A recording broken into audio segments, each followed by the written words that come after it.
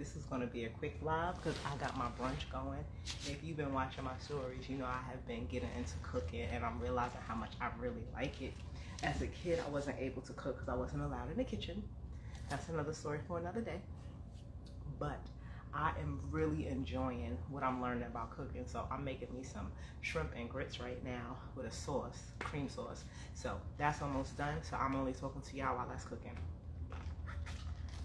So today's tea with Tasha is to let you know about the forgiveness that there is in setting boundaries. So for those of you who don't know, however you came across this live, I'm Latasha. I'm known as Mommy Morebucks, but I'm more recently known as Tasha G, the Transformation Guide. And what I do is I help women to work through that past pain that is keeping them stuck so they can move forward and start to create better, positive habits that they can actually incorporate into self-care, and they can just live their best life in this next chapter. It's no more of us being tired and overwhelmed and scared and emotional. We don't know how to communicate and tell people what we need and want. We start with ourselves. We start with being aware and understanding that the things that we went through are in the past, and if we don't let the past go, we will continue to go through those things, okay? So, like I said, there is forgiveness in setting boundaries. Let me make sure that went up, did it? Oh, it didn't go up for y'all. I'm gonna put it here. There's forgiveness. And the way I came up with this topic is because I was driving and I started thinking just about like life in general. And I said, you know what is something I wish I would have known when I was the most stuck? And what it was that I wish that I would have known that there was forgiveness in setting boundaries. I didn't realize how much my past was keeping me back because I didn't like to forgive and forget, right? And honestly, I don't believe in forgive and forget. I can forgive you, but I'm going to remember it because I am not going to be going through the same thing again. You're not going to catch me again slipping where you take my kindness for a weakness. So however I choose to deal with you is because I know how you are and I know who you are. And that's how I move forward, okay? So the forgiveness and setting boundaries, though, is actually something that's going to help you. All right, that's something that you need to know. It's unfortunate, but a lot of people don't know how to live. They don't know how to communicate. So what do? We just follow what we've seen. Sometimes we take bits and pieces and work to build who we are. But if we don't have a thorough understanding, we're going to be doomed to repeat the same mistakes over and over. So let me explain to you what boundaries are first. Boundaries are where your responsibility to yourself ends and the responsibility of others begins, okay? So what that means is I have a moral obligation. I have a living obligation to myself to make sure that I'm good. But other people need to take care of their damn self, okay? That's what that means. So that coworker that is always waiting for you to come and say, you know what, I'm hungry, girl. I ain't got nothing to eat. Can you help me out? Okay, you can help them the first time, right? Nothing wrong with that. Nothing wrong with being a nice person, but there needs to be a balance, okay? You can't keep putting yourself in situations where you're constantly doing for somebody who should be doing for themselves. So now, you 2 or 3 months in, and this person is expecting you to buy their lunch. Whose fault is that? Is it theirs for not bringing lunch, or is it yours for constantly making sure that you take care of them? Boundaries, okay? And the good part about boundaries is that people will respect them when you enforce them, okay? You are the one in charge of them. You have to be the one to say, listen, you work here the same way I work here. You know you need to eat every day. That's not my responsibility. I helped you out a couple times, but I can't do it no more. Now, that could be your thought in your head. You don't have to say that to that person, because I know sometimes when you don't have boundaries, it's very hard for you to confront people and really tell them how you feel. So guess what you can say instead? No. Just the word no. We all know what no means. No is a pause point, okay? No makes you stutter step like, oh, so you don't want to, you're not going to give it to me? You're not going to help me? It's there for a reason. Use it, okay? Use it to protect yourself. Understand what the word no means, okay? And even with yourself, you have to set boundaries with yourself. Stop being addicted to people pleasing, Okay? Stop being addicted to being the nice person that everybody wants to be around, and in your head you feel like you have to do things a certain way so everybody wants you around, because the only thing that's going to do is hurt you more. That is harm. Okay, because when you are a people pleaser, you have this imbalance of, I just want to help everybody. I just want everybody to like me. I just want everybody to be happy. We already know in the world that's not going to happen, right? Yeah, wow, right? We already know that the way that this world is set up, even though there's so many great things in it, there are so many sucky things in it too. And it is our responsibility within our little realm to make sure that we are good. And if everybody did that, everybody would be okay. But that's unfortunately not the case because of childhood trauma, relationship trauma, abuse, neglect, so many things, right? Now, this is the point that I'm going to get to. So on point, right where I'm healing from. Gentle spirit, I'm glad, and you need to go and hit the link in my bio, because you need to be at the next Boundaries Bootcamp where I really break this down and I give activities to people. And the women who were at the Boundaries Bootcamp a couple of weeks ago, they said it was so great. I've gotten a lot of good reviews. I'm going to be putting those testimonials up so y'all can see. But a lot of times, when we're the hurt person and we don't like confrontation and we just want to be nice, we just want to be agreeable, we don't want to hurt anybody else either, we wind up making more damage, because now the toxic people are flooding to you. Oh, I can take advantage of her. I can ask her. She gonna say no. She don't never say no. She don't never say that she's not gonna do it. So I'm gonna go to her. She's gonna definitely do it for me. But what does that do to you? That breaks you down. It's like I said, it's like a drug. You keep getting this high of, oh, people are coming to me. They need me. Yes, they're asking me. But then when you need something, crickets, right? But that's because you're allowing that, because you don't have any boundaries, all right? And then guess what happens? You hate people. You have resentment towards them because they're not there for you. And that is on you, because you know what happens? You really don't know these people. You're addicted to just helping people. So you're looking for more people to help. You're looking to get that high again. So are you really getting to know the people you're helping? I want you to think about that. If somebody introduced you to somebody and they say, oh, hey, so-and-so. Hey, Brenda, this is my friend, Risha. Oh, hi, Risha, how you doing? Oh, I see you got a kid around my age. Oh, yeah, but I don't really have a babysitter. I can babysit. You don't even know Risha. You don't even know how her baby act. But you just threw yourself out there to babysit, right? Baby come to your house, take your stuff up. Now you telling Risha she owe you money. Guess what Risha might say? I don't owe you nothing. You was babysitting. You should have put the stuff up. She's a baby. If there's nothing I can do about that. Now you got yourself in a bad situation with somebody that you don't even really know. It happens, all right? That's why we have the boundaries. So the gem that I give on my lives for people who are stuck with like being able to set boundaries and they are addicted to that people pleasing, this is something that you can do to help yourself. When you feel that urge to be like, I can help, wait 5 seconds. Just 5 seconds. It's something about that number 5. I want you to wait 5 seconds before you volunteer yourself for whatever it is, and then see if you still feel the same way, and see if the person will ask you instead of you volunteering. Okay? Because sometimes we volunteer for stuff, and unfortunately, because we've been so hurt and we've been through so much, and we haven't like really dealt with the past pain that we've gone through, we're just kind of running from it by doing more activities. What happens is we jump in and do something, and we're looking at it ideally. Oh, this will be great. This will be 1, 2, 3 thing. But imagine it goes from you watching Risha's baby for one day to now all of a sudden she's like, oh, I got a job now, so you can watch the baby for me, right? Because I know you work from home, and I know this about y'all. Now guess what? Now you working from home, you have your child there, then you got somebody else's child that don't want to listen, and now you're stuck. How do you get out of this? How can you tell her no? You didn't tell her no in the beginning, so now all of a sudden you can tell her no? You see what I'm saying? So being caught in these situations have to stop, because it's going to make you bitter. I'm just going to say it. A lot of people don't realize that. A lot of people don't want to embrace that. But that's what winds up happening, because you feel like you're doing so much for others and nobody's paying attention to you. There is somebody that wants to pay attention to you if you let them. You know who that person is? You. You've got to say, you know what? Do you even want to do that, or are you doing this for the rush of hoping that this person likes you? Do you really want to do that? Or are you just doing that because you're bored right now? You just need something to do. Start asking yourself these questions, okay?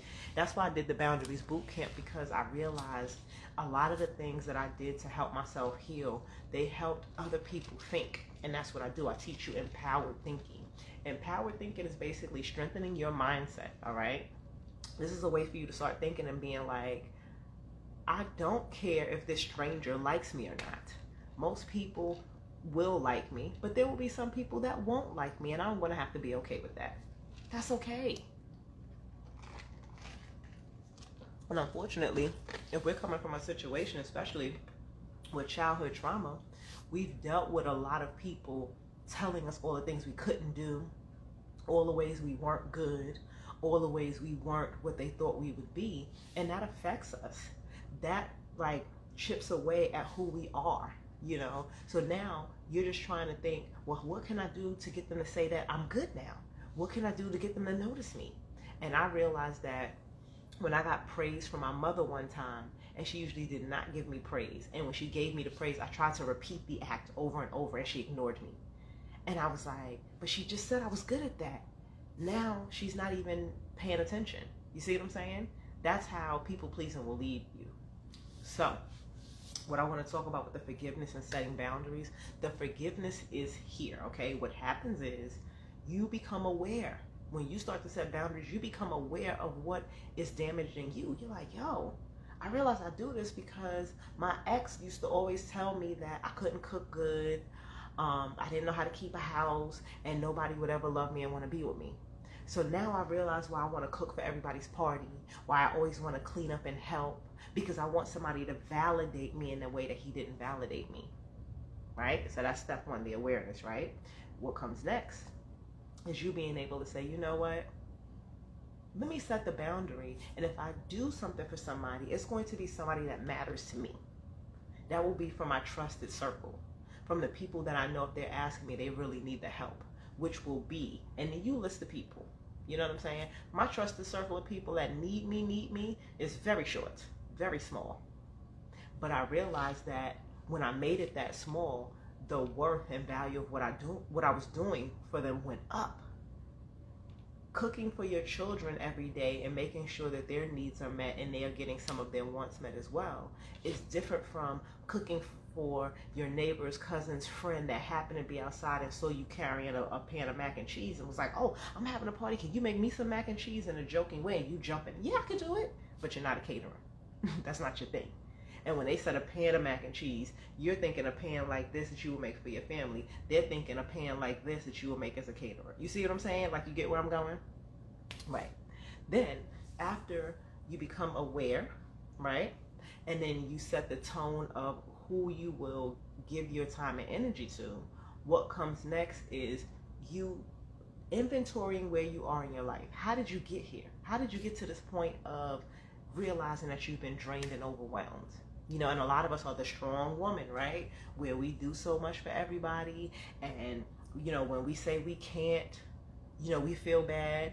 That's why we usually don't say we can't. We do everything with a smile on our face. But the ones that are close to us and the people who really know us, they get our ass to kiss because we're so frustrated and it's so pent up that we lash out unknowingly. You can't keep doing that, right? So now you're working on yourself. And as you're working on yourself to fix that stuff, what happens is now you can say, you know what? I forgive myself. I forgive myself for not knowing any better. I forgive myself for thinking that it was okay to spend so much time and energy worrying about what other people thought of me when I wasn't even thinking about what I thought of me. And then when I now started to look at myself and see what I thought of me, I realized what I needed to change. I realized what made me happy. It is okay to do that, okay? Then after you do that, your next step is to forgive others, okay? This is something I don't like. I'm not even gonna lie. I don't like forgiving others to a degree, to a certain extent, okay? If it's something, you know, you just did something, you dropped something or whatever, you broke something, okay, I can get over that. But I don't like to forgive people who did things to me that I felt were premeditated. That's the hardest. It was very hard for me to forgive my parents for my treatment growing up because they weren't there. You know, like, it's different when you have a parent then you see them trying their best and you know things could be better, but you're like, at least they're here with me. For me, it wasn't that. Instead, it was just me basically funneling through life by myself. And then I never had a safe space where I felt like I could tell other people what I was going through so they can in turn be there for me and help me in a way that I needed. I struggle with that because of the pain that rises up in me. Yes, I'm going to get to that. Thank you for saying that, gentle spirit. So what you need to do when you get to that point, you need to realize that, like, your mother wasn't born pregnant, right? Your father wasn't born an adult. They all had lives that led up to you coming, right? And if you start to think about the things that they have went through, a lot of them, especially us people of color, we don't talk about the things that we went through because it's too difficult. You know, like, nobody wants to talk about a family member molesting them. Nobody wants to talk about their parent beating them in places where other people couldn't see and they went to school and act like nothing happened. Nobody wants to talk about seeing one of their parents beat by the other parent, right? Nobody wants to talk about being homeless as a child. This is all stuff that when people hear it, they can use it against you. So it puts you in a space of fear, right? And you stutter through it. You get stuck. So, I'm about to lose my train of thought. Oh, I got it. So what you need to do is forgive the people in your life that hurt you, all right? I know it's hard. You preaching to the choir. Please don't shoot the messenger. But somebody needs to hear this today. Forgive the people that hurt you, because what you do when you forgive them, forgiveness is for you. It's not for them. I'm not saying call them up and say, I forgive you for everything you've done to me. I forgive you for having a baby on me and cheating on me. I'm not saying that. What I'm saying is you work with you, because remember, you're the person that we're focused on. I'm not focused on nobody else. I don't care about nobody else in your life but you. I know that once you heal and transform, it's going to make your whole life better. So everybody will benefit, right? So what I want you to do is talk to yourself. Forgive your mother for not being there. Forgive your father, your cousin, your uncle, whoever it was in your life that did whatever they did to you. Your ex, bullies, whatever. Forgive them for their actions, because they imprisoned you all this time, right? After you forgive them, well, first was forgiving yourself. You forgave yourself for where you are in life now because you're not happy. So just forgive yourself for everything, right? Then forgive the people who hurt you and harmed you, because they had their own lives before, you even came around, possibly, for the most part. And whatever happened with them, you got the residual effects of it. So you want to forgive in both of these categories, because what's going to happen now is there is going to be a release. You are going to grieve. It's going to be like there's a funeral. And there is going to be a funeral for your past pain. You need to be able to let all of that go, because you need to make space for the positivity that's coming in your life. The energy can't stay. Dark and light don't really stay in the same place, right? It doesn't. A storm doesn't last, right? So in you doing this, like, that's something I had to do. I had to just forgive. I had to forgive my mother and say, you know what? She was young when she had me. I don't know what she went through before, she had me. I know my father was abusive. I know my father was an alcoholic. He probably was on drugs too. So I need to forgive her for not being a better mother to me, so I can be the person that I dreamed of being. I had to forgive her and say, you know what? I understand how difficult it must have been to be with somebody who abused you and then have their child, right? I can imagine all the trauma she went through, but she never talked about it. So, that makes a big difference. And I don't think it's anything that she will deal with. So I have to forgive her to move on. If I don't, I'm imprisoned in something that happened in the 70s. Doesn't that sound crazy? 70s and 80s? And this is 2022. I wouldn't be talking to you today if I did not exercise forgiveness. But I set the boundaries where I'm like, you're not going to control me now, where I feel like I owe you so much when I feel like I had a neglectful childhood. You understand? So it's an exchange. You get what you give. And the reason that I talk to y'all about this is because I know a lot of y'all are going through this, and you are hurting your children now because you're being mean. You're being angry. You're lashing out. you're short-tempered because you're still that little girl or that little person that's hurting from the past. And even if it happened as an adult, you're still hurting, right? So what happens is when you're still holding on to that hurt, it's going to come out. And it usually comes out to children because children, they're going to respect you, they're confused, and they're not going to come at you, to fight. They don't know what's going on. They have no idea why you're being the way you're being, and they just want you to love them. And so you know what happens when you hold on to the hurt and the pain and the resentment? You make little people pleasers. Now they're running around, no, I can't help you, no, because they're like, I just want her to be happy, I just want her to calm down, I just want her to not yell, I just want her to love me. You see what I'm saying? This is why I created Boundaries Bootcamp, because stuff like this is serious. You can literally break the generational curses by understanding, like, yes, it's messed up what happened to you, and I'm sorry that it happened to you, but if you live in that, that's what's going to continue in your family, and it shouldn't. All right, so let me go back to what Gentle Spirit said. She said, I struggle with that because of the pain that rises up in me. Pain, anger, and resentment. All right, so I wanted to tap on this real quick before I go because I smell my shrimp, y'all. So the pain that rises up in you is the stuck past pain, right? I want you to think about this. Let's say you were in a car accident, right? And it was a bad car accident, but you survived. You're going to have post-traumatic stress disorder. Anytime, let's say somebody honks a horn, or if somebody's driving too fast, or you feel somebody's like jerking the car, you're going to be taken back. You're going to be literally transported back to what happened because you're living in fear. You're like, I don't want that to happen again. I don't want that to happen again. So when you don't let go and process past pain, that is what's happening. Whether it was childhood trauma, whether it was an abusive relationship, bullies at school, a rape, something happened in college, something happened with a coworker, all of this stuff is just still sitting in you. So if you don't go through it, what happens is it comes out in different ways, right? So let's say you don't process the past pain, you don't work through it, right? You're holding on to it. So like I know some people from the military, they will not sit with their back to a door. And at first I didn't understand. I was like, what does that have to do with anything? They're like, I always got to be ready. They always are in combat mode. And that's what happens with us when we feel like we are in a situation where we always got to be on point. You're going to be like, it's called hypervigilance. So basically you are hyper protecting yourself, but you're not thinking through it. So you're just always like this, like just ready. And you don't know what you're going to do. You're allowing the person or the situation to control your emotions. And that's not where you want to be at all. Because it can come out in different ways. It's kind of like when you go to the doctor and they tap your knee and your knee goes like this. We all know it's going to happen, but the first time it happened, you're like, wow, that's amazing. It just happens because it's a reflex. And that's what happens. Your trauma becomes a reflex.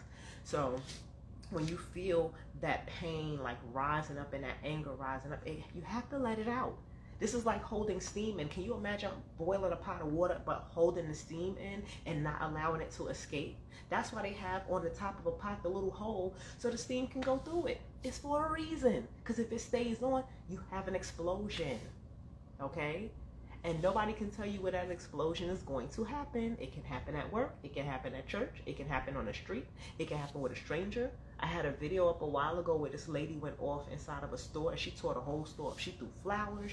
She threw toilet paper. She went and knocked down all the bottles. Like something happened and people thought it was funny. And what I saw there, I said, wow, we don't know what happened to this lady. And this was in the middle of COVID. It could have been that maybe her kid was sick. Maybe she lost her job. It could have been anything. But sometimes you just need one thing to trigger you. It's like a room full of gas and somebody comes and lights a match. It's going off. It's going off. It's going off. There's no other way, right? So with the empowered thinking techniques that I teach, what I do is I work you through that because I know how it is to hold on to that and take it out on the wrong person. And a lot of us have messed up a lot of situations, whether they've been friends, loved ones, jobs because we're holding on to that past pain. And the thing is, you don't want to go through the emotion, so you rather hold it in, and you think that you're doing yourself a service when the only thing you're doing is drinking poison and expecting the person who hurt you to die. It's not going to happen. And the person who hurt you, they can be on hurting somebody else. They don't even care. You know, they're on about their business. But the thing is, when you decide to become the superhero in your own life and you decide to heal, guess what happens?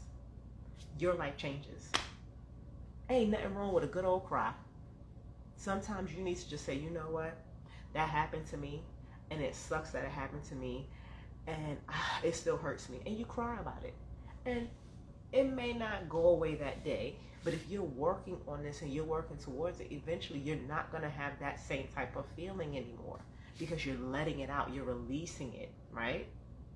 And then as you release it, you really start to think like, damn, but that didn't kill me. I survived 100% of the things that I've gone through. I'm still here. And I know if I'm still here for a reason.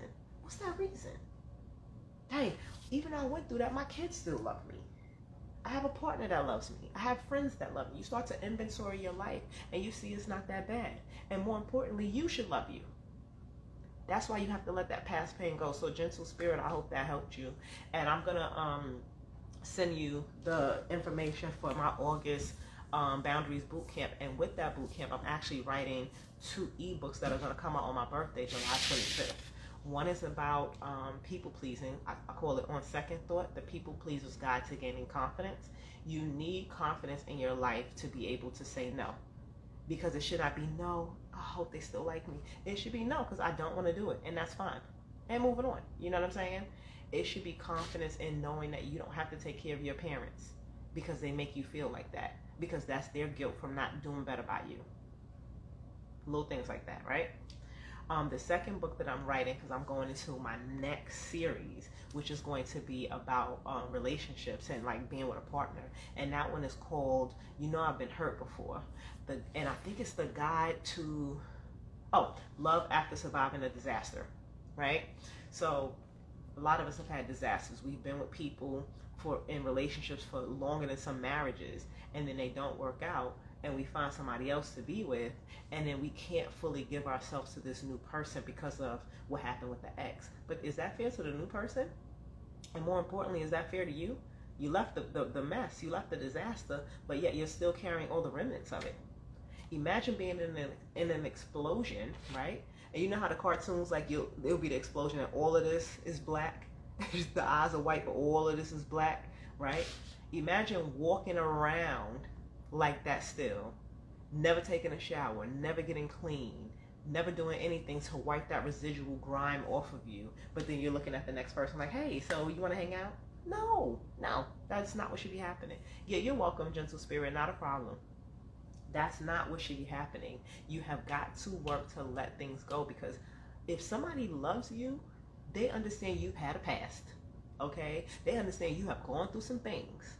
But what they want to know is who you are now. They want to continue to love you. And if you don't allow somebody to do that, guess what's going to happen? They're going to leave. There's only so long somebody's going to plant seeds into a garden that is not growing, and before they get too frustrated after they tried a lot of things to help it, okay? So I don't want people out there losing the love of their life because they couldn't let go of something that somebody did. Oh, great.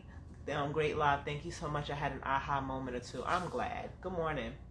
Yeah, I was in my car and I was like, oh, I should do this in the car. And I was like, nope, I'm going to wait till I get in the house because y'all know I went and got my Starbucks. And I was like, let me go in and do this real quick before my brunch is done. But, and if you ever want to buy me tea, link in my bio. I have a Tea with Tasha button on this where y'all can treat me to some tea. I appreciate it. But, yeah, I just want to help people heal because my husband is a great man. And the crazy part is we were friends for a very long time before we even started like really dating. And he helped me so much to see the things that I needed to work on in myself without making me feel bad about it. Like, yes, I felt bad because he said it, you know. I felt bad because he pointed it out. But when you feel bad about something, if something gets you that gut punch, that means it's something you need to really look into, right? And that can come from anybody.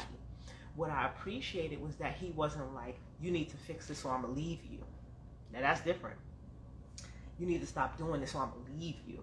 That's that leverage. Like, I don't want nobody doing that to me because that's negative and that's harmful. Like, now you're controlling me. If I don't do what you say, then I'm not going to be with you. Nah. If you want me to fix and you want me to heal, you should want me to be good whether you're there or not.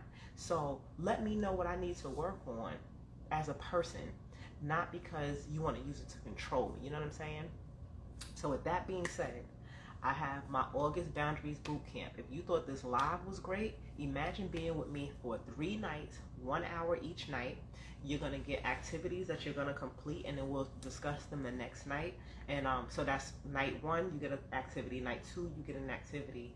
Then night 3 is the final night where we go over everything, discuss everything. And then at the end of night 3, a couple of days later, you will get an activity, which is the mindset vision plan. So with all the work that we do on boundaries, I give you a chance to work on the vision plan for a month and decide what you want to do, where you want to go in life. And then what you're going to do from that is meet with me in a month. You get a complimentary 30-minute session with me where we actually discuss the mindset vision plan, and you let me know what stopped you from like getting some of those goals met, or if you did meet them, we're going to celebrate it. But at the end of the day, I know how it is to need a guide, and I did a lot of this work by myself. And you can do the work by yourself too, but having a guide there, it's like when you go on a trip and you have a tour guide, right? Let's say you go to the Netherlands and you want to see something that you read about. You don't know where to go. You don't want to go to the bad parts where you might get robbed. So you having a tour guide and being like, yo, this is what I want to do. They help you. You see what I'm saying? And I want to be that same thing for other people. So I'm not going to do the work for you and then say, okay, well, this is what you should do. No, you are the one who lives solely your life, right? So you need to be able to look at things and say, I know I'm working on this, but this is connected. I need to work on that too. You see what I'm saying? A guide is only there with you on a journey and can answer questions for you as you go. You don't need somebody to come and step in your shoes and do it for you. If you do have that fear, that's okay. That fear comes from somebody telling you that you ain't shit and you can't do anything. I'm being honest, right? But you're doing something by being on this live for as long as you've been on it to hear these words. Because I think I've been talking for like 20-30 minutes. So that says a lot. Go back, look at my content. I have a lot of gems. Thank y'all so much for hanging in there with me as I navigated my purpose to figure out where I need to be and what I want to do. I am there. And I am so grateful that I went through the things that I went through so I can actually really learn. And shout out to me, I just got my coaching certification. I am a rational emotive behavioral therapy coach. So I know that's a lot of words, but basically what that means is I help to strengthen your mindset. I help you to think rationally through very emotional situations. You can go from being like, oh my God, every time something happens and you just over, and people are like, you always fly off the handle. You can go from that to, okay, what is happening right now? Is there anything that I can do? What can I control in this situation? You're rationally thinking, okay? That means calmly thinking, basically. I can teach you how to calmly think through any situation in your life. Thank you. And you're going to go from being a hothead that is like the freaking Tasmanian devil to being somebody who is in control of your life, all right? A lot of y'all, you know, for the most part, you're not in control of your life because you don't think you can control it, because other people have shown you that or done things to you to make you feel like you don't control your own life and somebody else owns it. And I'm here to tell you that you own your own life. All right, you can make the decisions to make better habits happen. You're not a worrier. A worrier does not exist. You have a habit of worrying. Big difference. You're not a procrastinator. You have a habit of procrastinating. So if this is what is happening to you, guess what you can do? You can change it. All right. Thank you so much for being here. Link in the bio to get to my shop. Make sure you are in the building. I only allow a limited amount of seats for the boot camp because I like to be able to talk with people. I also do a confidentiality agreement just in case you're a little nervous about talking about your personal business in front of people. Whatever happens in there stays in there, and out of respect for me, people know that I'm creating a safe space, so we don't play that game. It's Vegas style, all right? So you don't have to worry about, you know, somebody coming out, oh, this, I know this about her now. We're not here for that. We're here for the healing, all right? Y'all take care.